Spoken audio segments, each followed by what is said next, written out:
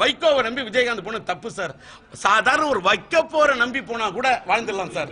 வைகோவை நம்பி போனா வாழவே முடியாது சார்.